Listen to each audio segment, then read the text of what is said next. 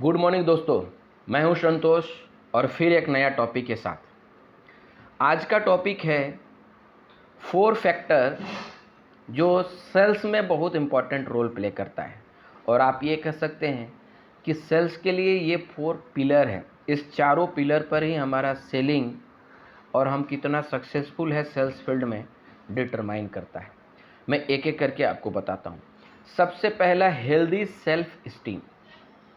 Self esteem जो होता है ना, वो बहुत ज़रूरी है।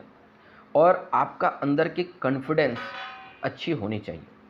अगर आपके पास सेल्फ स्टीम अच्छी नहीं है, अगर आपकी कॉन्फिडेंस अच्छी नहीं है, अगर आप अच्छे सोच से कुछ काम नहीं कर रहे हैं, अगर आप कस्टमर को प्रायोरिटी नहीं दे रहे हैं, आप उसको सुन नहीं रहे हैं, और अगर आपके अपने प्रोडक्ट और सर्विस और कंपनी पर प्राउड नहीं है, तो आप क्लियर हो जाइए कि पहला पिलर आपका ख़त्म है।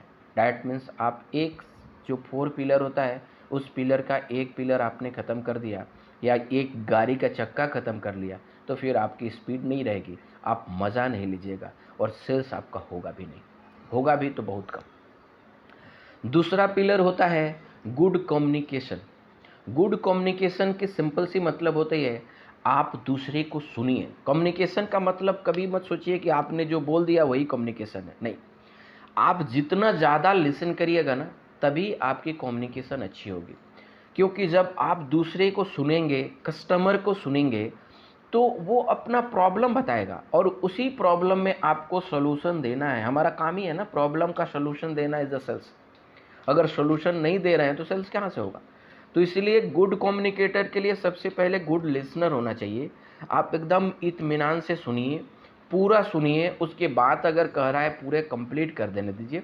देन उसके पास कम बोलिए, एक प्रॉपर क्वेश्चन करिए जिसमें वो पूरा बोले।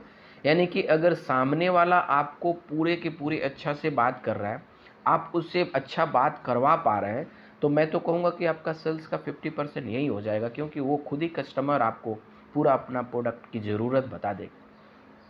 तो गुड कम्युनिकेशन बहुत होनी चाहिए, डिसिप्लिन आना चाहिए कम्युनिकेशन में, गलत वर्ड यूज़ नहीं होना चाहिए, और इतना ज़रूर होना चाहिए कि सामने वालों को अच्छा रिस्पेक्ट मिलना चाहिए आपके वर्ड में।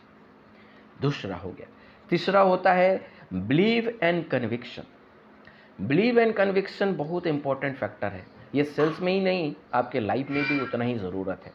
लेकिन सेल्स में आकर आपके प्रोडक्ट, आपकी कंपनी और अपने आप पर बिलीव नहीं है कि आपने अच्छा कंपनी में ज्वाइन कर रखे हैं, आपकी प्रोडक्ट बहुत अच्छी है जो कस्टमर की रिक्वायरमेंट पूरा कर सकता है, और आप अच्छे हैं जो रियल में बेच सकते हैं, कन्विंस कर सकते हैं किसी भी सर्विस और प्रोडक्ट के लिए, तब तक आप सेल्स नहीं करिएगा।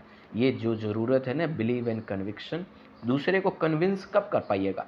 जब आप खुद ही अपने प्रोडक्ट में कॉन्फिडेंट नहीं रहिएगा, बोलने में कॉन्फिडेंस नहीं रहेगा, आपको डाउट आएगा।